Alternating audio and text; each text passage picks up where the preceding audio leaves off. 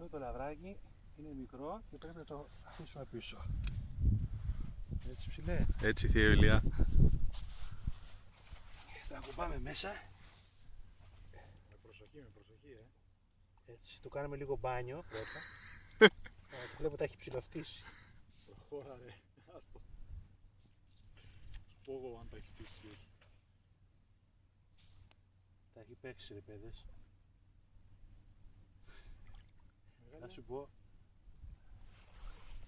Ίσιος ήταν. Ίσιος ήταν, άμα δεν την ισχύει. καρχαρία. Να τους. Εντάξει. Την άλλη. Ναι, έλα. Δρόμο. Δρόμο. Απ' την άλλη βρε που κόπανε. Δεν θέλει να σωθεί.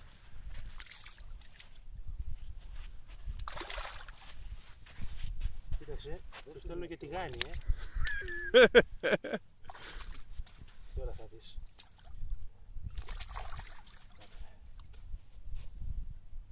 Γεια σου.